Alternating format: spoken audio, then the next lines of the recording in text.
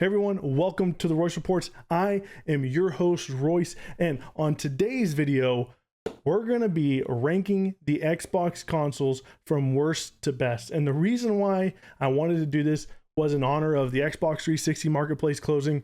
So I thought, what better time to kind of go over all of the Xbox consoles and see which ones will make it to the top. So let's rank them.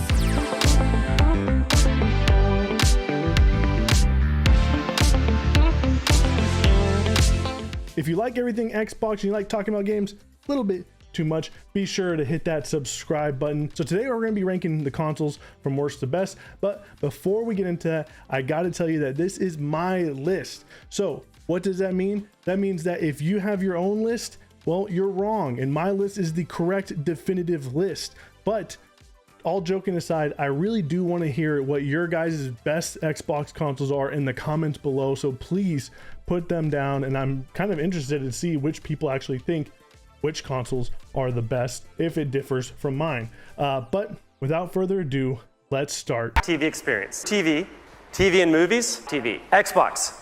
Watch TV. TV. So starting at the bottom of the list, I think everyone can kind of guess where this one was going. It is the Xbox One itself.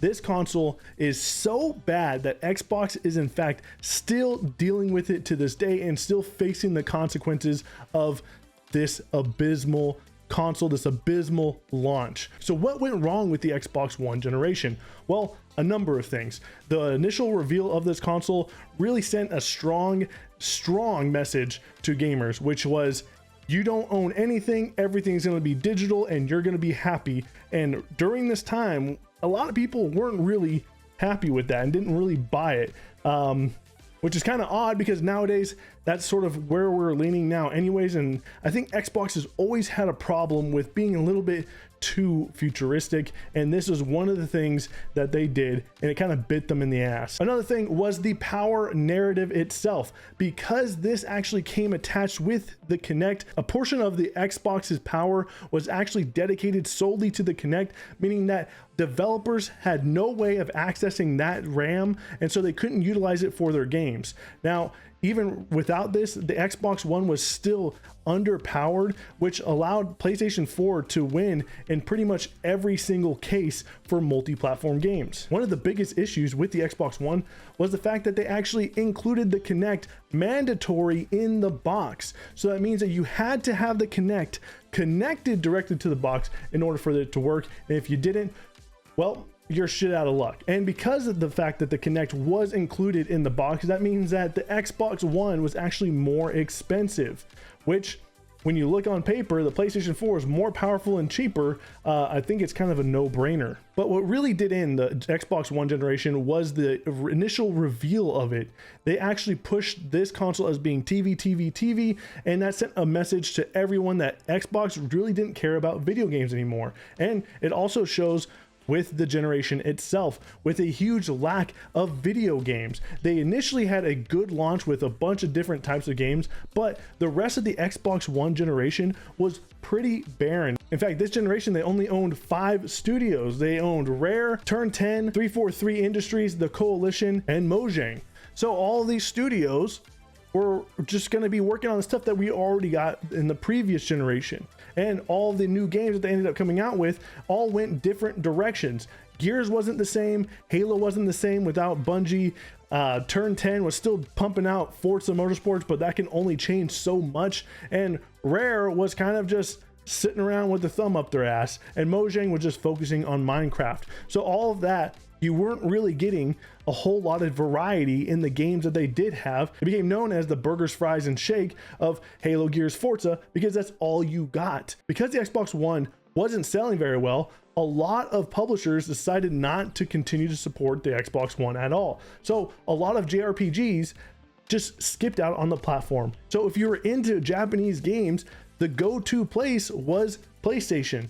And Xbox was kind of just like a whatever console. And because of this, because of the lack of care, because of the lack of support, because they try to shift this into an all-in-one device, that really never spoke to anyone because they were trying to be a jack of all trades and a master of none, and that really bit them in the ass. And so this generation was absolutely abysmal. And in fact, as someone who is a diehard Xbox guy, it actually had me questioning whether or not I should continue to be on the platform. Next up, we have the Xbox One S.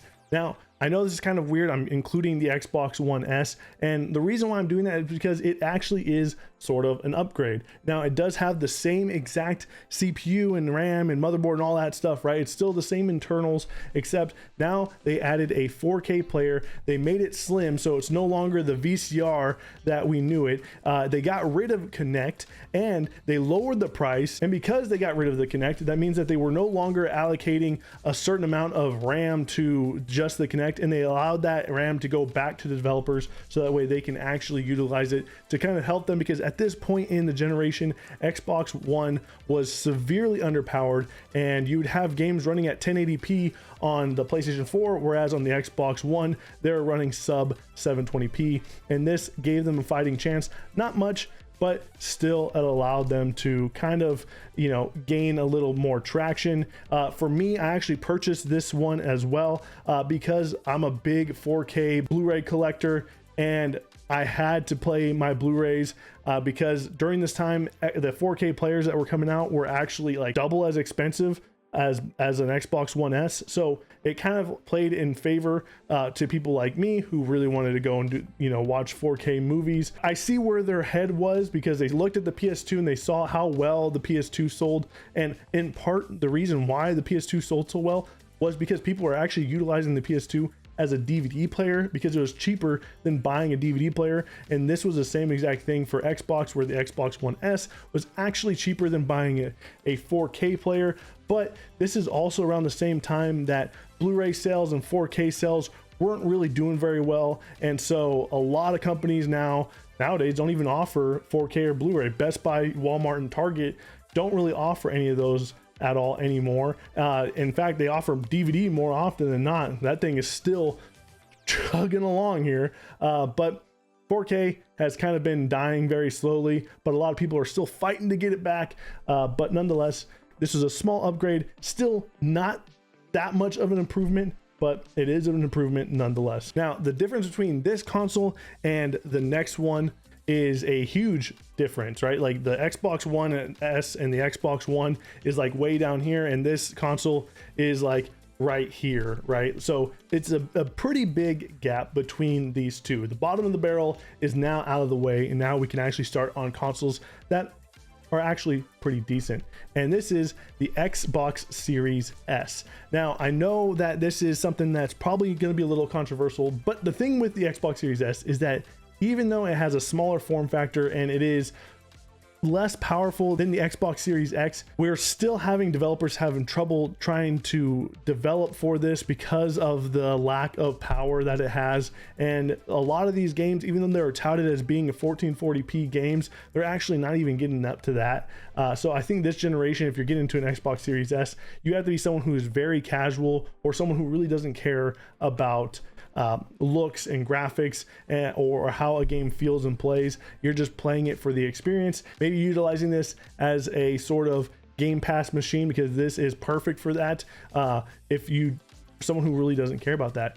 Another thing that's so great about this console is because of its small form factor. If you go and you purchase the UPSEC screen and you attach it to the Xbox Series S, this is a fantastic portable device. I used it on business trips, going to a hotel, whatever, just connect it on a flight, you know, play offline. This is a fantastic device if you're utilizing it for that. But if you're someone who's a little bit more hardcore, I think this misses a lot of metrics that you would actually care about. For me personally, that's why I put this where it's at here. For others, it might actually be a little bit higher up because of Game Pass. Now, this might actually surprise a few of you, but the Xbox One X is next up on the list, and the reason why I have it here is because this is actually what got me back into gaming, was the Xbox One X. I kind of just had gaming be a side thing, but once the Xbox One X came out and they showed off 4K and they showed off the power of it, the sleekness of the device, and in fact, some of the games that are Xbox One X enhanced actually carry over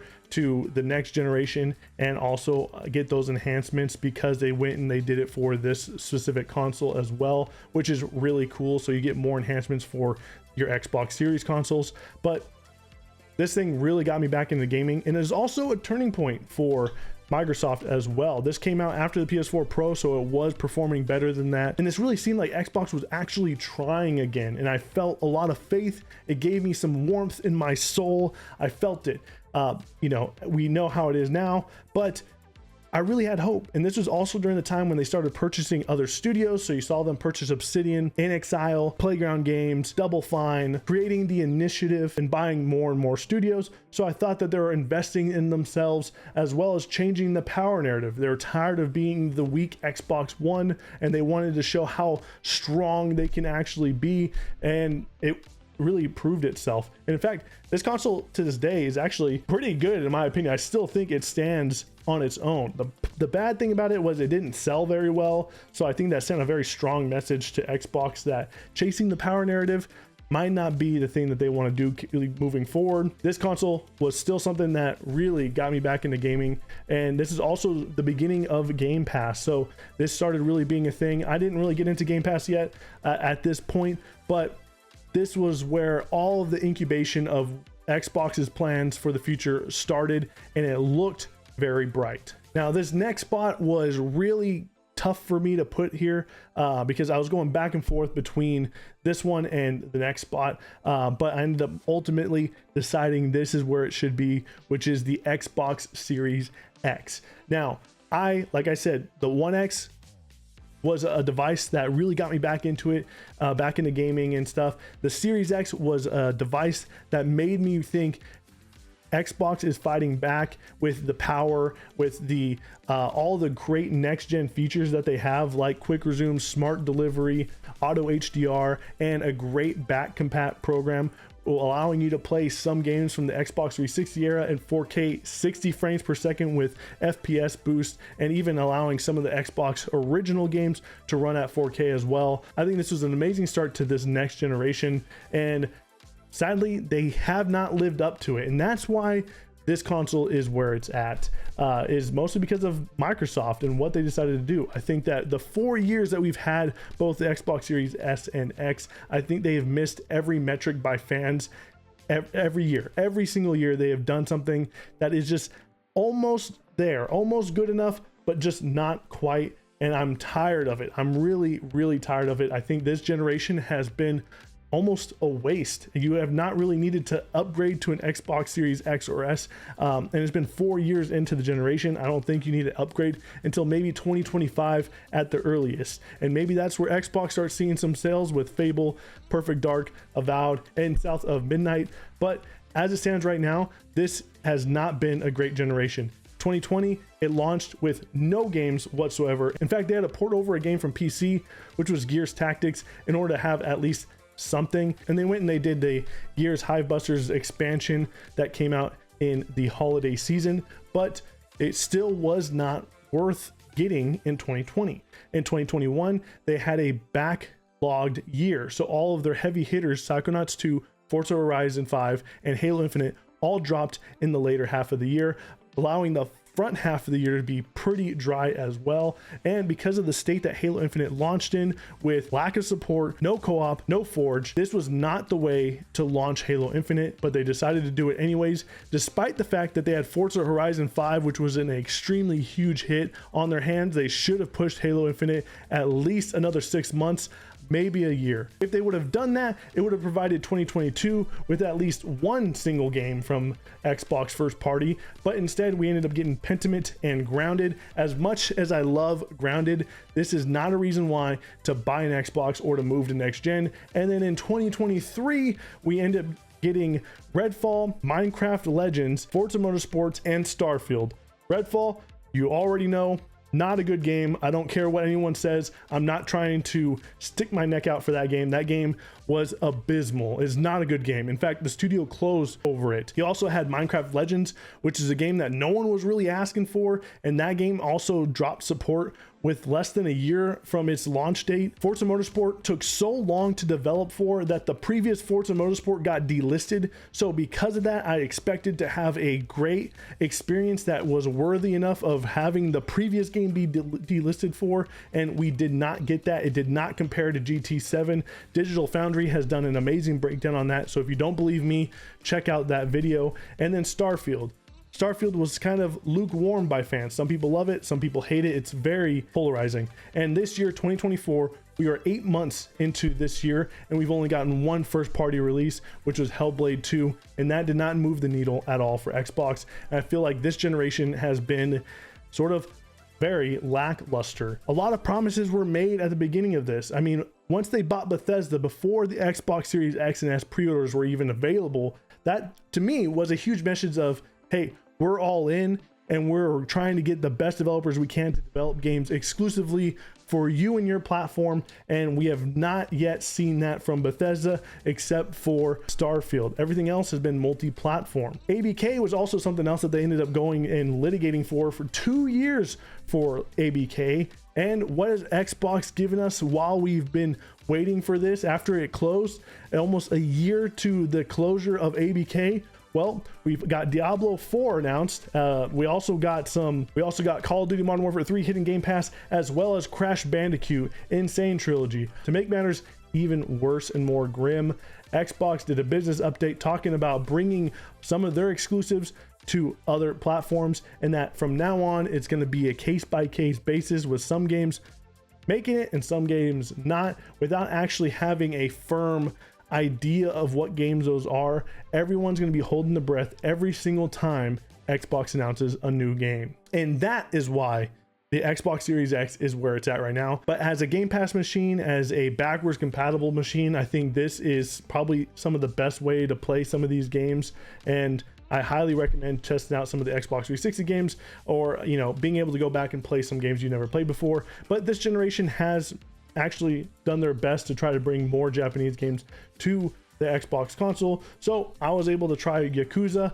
That's a series that I really want to delve into. I really want to dig my teeth into that one, as well as Persona, all of which have never been on Xbox prior to this generation. So Xbox is still doing a great job at bringing some games that us Xbox gamers haven't experienced. There's some games here and there that aren't making it, but hopefully they can figure a way around that and bring those as well. But this generation so far, it's honestly been a miss.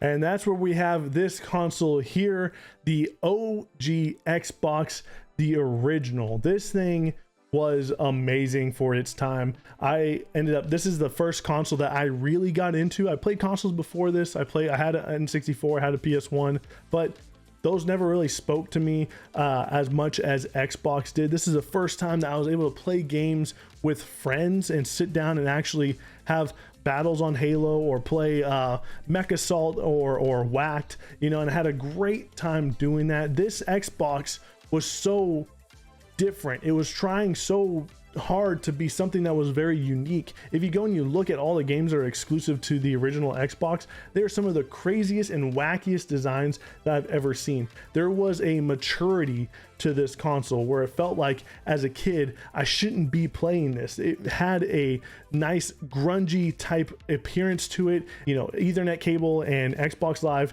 becoming a standard.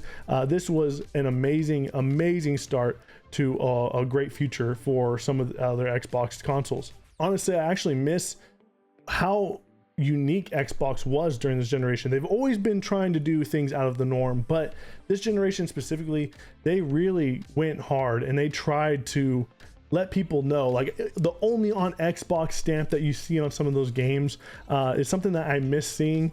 Obviously, we don't really get that anymore. It had an edginess to it that the other consoles didn't really have, which made it very appeasing to someone like me, and what really got me into it. And the #1 console of all time, Xbox 720.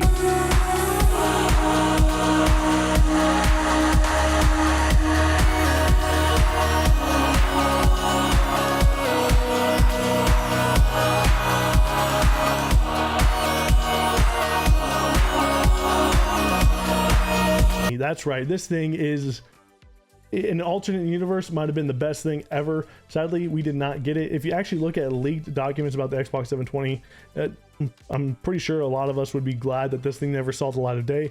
But nonetheless, Xbox 720, you will be missed. You were a great YouTube fodder back in the day. The number one Xbox console of all time, obviously, to me anyways, the Xbox 360. This thing was absolutely amazing. Now, there were different renditions similar to the Xbox One and the Xbox One S and One X and everything, but this one, every time they came out with a different version of the Xbox 360, it actually didn't change anything hardware wise. It just changed the Wi-Fi router that made it a little bit better, and then kind of, you know, changed the look of it, and that's pretty much it. So I'm not going to include all those different versions. It's just the 360 as a whole. This generation was awesome. The Xbox original is what got me into gaming and kind of made me realize that gaming could be more than what I was experiencing it at that time. But the Xbox 360 cemented the fact that this is what gaming is all about. It had everything. It had multiplayer, and I had amazing single player games, and the games that released during the Xbox 360 are some of the best games to this day. People are still playing some of these games. You had things like Mass Effect, BioShock, Borderlands, Gears of War 2, Halo 3, Oblivion, Fallout 3, Grand Theft Auto 4, Grand Theft Auto 5, Red Dead Redemption, Portal 2, Left 4 Dead 2, and the list goes on and on and on. You had peak multiplayer with Modern Warfare 2 and Halo. Hey, you're just mad because I'll be able to do something with my fucking guitar in hands that you'll never be able to achieve in your entire life, kid. So yeah, you're gay.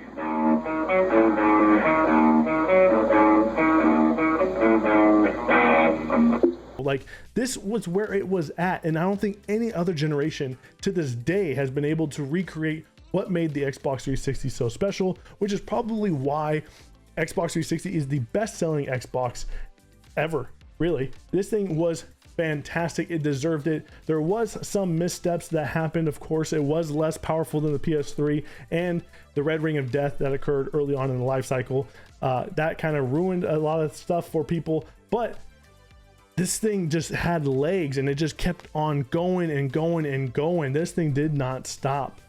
Even though it did have less power than the PS3, some games actually look better on the Xbox 360 because it was easier to develop for than the cell processor that the PS3 had. And the only people that were actually utilizing the cell processor to its max extent possible was PlayStation's first party. Those are the only time the games actually look better, because every other game just looked and played better on Xbox 360 because of how easy it was to develop for. But this thing, oh man, I love the Xbox 360. I'm currently trying to collect as many games as I can for it. Sadly, no more digital marketplace, but the memories are still there. This is something that spoke to me, and it's the reason why I'm still a fan even to this day, and I'll continue to be a fan until Xbox is no longer a thing, because this is how important that Xbox console was. It really allowed me to create memories and experiences and relationships that I still have to this very day because of just a little box. And it blows my mind how this thing was so instrumental to my childhood and my teenage years, and I know to as many other people as well, and I'm glad that I got to experience it. So Xbox 360 is it's easy as that, dude. I feel like a lot of people are probably gonna have the Xbox 360 as the top of their list because it's so obvious, and I wish that Xbox would go back to what made the 360 work, right? They were so aggressive during this generation. They went and they got exclusives for like Mass Effect 1 and 2. They got BioShock for a timed exclusive. They were really pushing all the things, trying to get Grand Theft Auto day and date onto the console as well, so that way a PlayStation wouldn't have a leg up. They went and they had Call of Duty exclusivity. They had Left 4 Dead 2, Portal 2. These are things that you weren't getting on PlayStation, and if you were getting them on PlayStation, they were the worst experience. You were getting things like Fallout 3 on Xbox 360 with DLC coming early, and now if you go and you try to play the PS3 version of Fallout 3, it's still broken to this day. Like, it's not an enjoyable experience, and the same goes for Skyrim. Like, this was where everyone was developing for, and all they had to do was just make the Xbox 720, whatever the next Xbox was, all they had to do was just up the power and not change a thing. So it's so crazy that they went and they just messed it all up. And they're still reeling from this mistake to this day.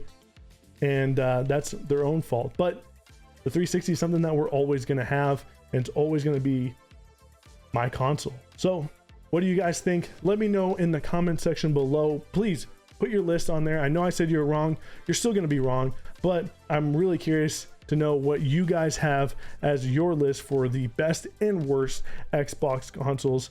So thank you for stopping by. Thank you for sticking around to this long. I appreciate it. I'll be seeing you guys on the next one. Remember, take it easy.